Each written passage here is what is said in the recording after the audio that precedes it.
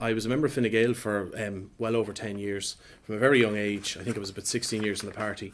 I was mayor of Drogheda, in the first mayor under the new local government reform legislation. Effectively, I saw a number of flaws with the way Irish Water was being introduced, and I saw the impact it was having on local government with the Local Government Reform Act, because I was the first mayor under the new system. I saw that a large portion of funding was being moved over to Irish Water from provision of services, water, motor tax was gone over to water, the whole lot. So I effectively would have tried myself to make representations that this wasn't correct. They weren't listened to, and I think a lot of people are in the same position. And I took a stand as mayor that I saw Drogheda in particular being diminished in its role with local government to facilitate Irish Water, which is another HSE. It's a beast. And I made my position clear, and I resigned from the party. And I think over time, in particular over the last year, I think I've probably been proven right that Irish Water isn't actually fit for purpose. So I'm glad I did it. Didn't want to do it, but sometimes in politics you have to just say, this is where I stand, and I'm not going to support something I don't have an input into. Right, so there was the funding that was coming in through motor taxation and so on, everything was basically going into Irish Water. Yes, and I'll put it this way as well, with if you take County Louth, with the local government reform legislation that came in 2014, we were promised that local areas would have more of a role and more in what the power that they would have. But the reality is that Dundalk Town Council, Drogheda Borough Council, RD Town Council were wiped out. It saved, I think, about 20 million in expenditure, but that was 20 million that was going into working for your town. And I have a serious difficulty with that, because I think if you put national politics aside for a minute, most of their interaction with the state is through their local government, supporting their committees, their tidy towns, cleaning the streets, whatever it is, that all, and festivals and events. That's where it comes from. So from my point of view, I saw a layer of local government taken away to support Irish Water, which effectively we used to do for years. We've done it for the last 40, 50 years. We'd be doing it better with half the money that was put into Irish Water. So that's my fundamental point, was local authorities were well able to do it. We ended up having to, retire staff, not hire in new staff. It's had an awful effect on local government. And that's something I've always been very passionate about, was what you can actually do in your local town or your local community. And that's been badly damaged. So why are they doing it if it's having such a bad effect? I think the reality is that they had a serious issue to do with the economy, and I think that local government, and I sit on the audit committee of Louth County Council, I think local government, and speaking to other councillors around the country, it's a very prudent place for spending money to get the most out of it, the most bang for your buck.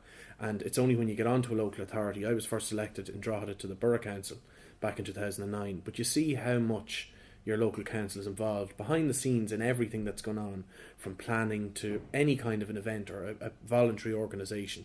And I think they were short on money, and I think local government was a good way to take a lump back into the general pot and to put it into Irish Water. If you take your local councils, for example, let's say your motor tax office in Dundalk or Drogheda, they collect your motor tax, but they don't get that money. We don't get that money. That money is collected and sent into central government. And my understanding is that last year, I think it was 42% of motor tax was going into Irish Water. And yet we're told there's no money to fix roads or to put in safety measures. So why would they fund such a beast like that? I don't know. It's beyond me. And I think from my point of view, when I resigned over it, I had a certain amount of relief, because I couldn't face people I work for in the electorate, because they were saying to me, Kevin, what is this? What is that? What is happening? And I didn't know. And that was not communicated to us. And what worried me was that in 2014, when the local elections happened, we were told after the election, it's a new system, it's going to be much better for people. It's not.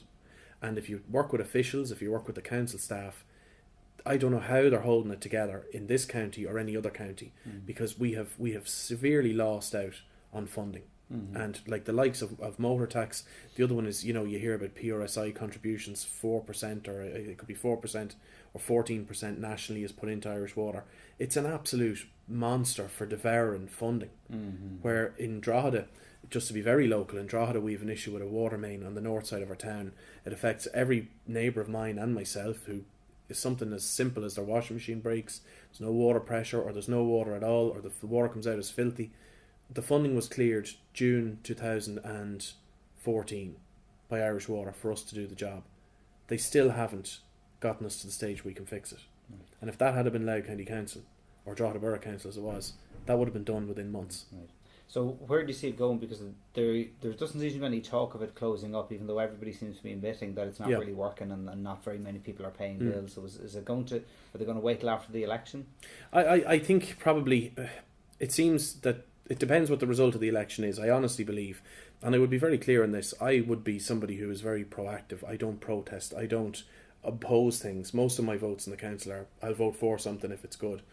But I think what's going to happen is if you do find after the election that you have a government with a majority re-elected, I think Irish Water is here to stay.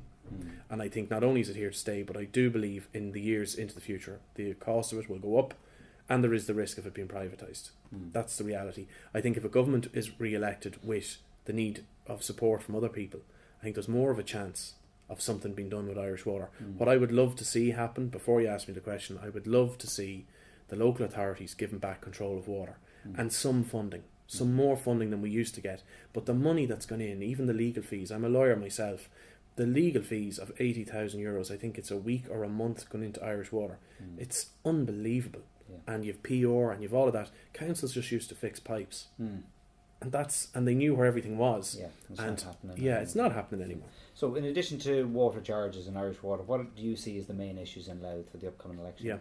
Main issues I suppose would be provision of healthcare. We've got Our Lady of Lourdes Hospital in Drogheda and we've got the Louth Hospital in Dundalk, and then you've got St Bridget's in Ardee. The reality is that Our Lady of Lourdes, I think outside of Dublin, is now ranked as the worst hospital in the country, in particular with A&E. I've had an awful lot of people I would know in Drogheda who've been in touch with me over the years, and it's getting worse. They would be in contact to say somebody's on a trolley. I think recently we had somebody who was in for 4 or 5 nights in a trolley, charged €75 a night. It's not acceptable. So I think the regional hospital status and A&E properly funded, reopen the Louth when it comes to A&E as well. I talk to people all the time as well who are trying to get blood testing done in Dundalk. They're driving from Drogheda to Dundalk to get the testing done. The bloods are then put in a taxi to Drogheda to the hospital, tested. The results are then driven back to Dundalk, and the person then drives from Drogheda back to Dundalk. Crazy. So, in a nutshell, the hospitals. In another nutshell, Gardaí. We're predominantly a rural county. We're down nearly 40 guards over the last 5 years. That's impacting severely on communities. So the Gardaí are another issue.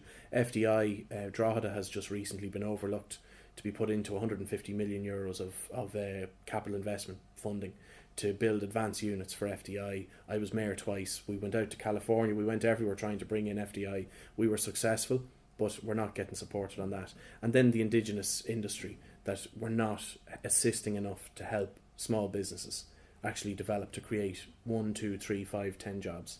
So I think they would be the main focuses I would have. Right, okay. Now, as an independent, gender quotas don't really affect you as such, but how do you see them? Do you see them as being part of a democratic process?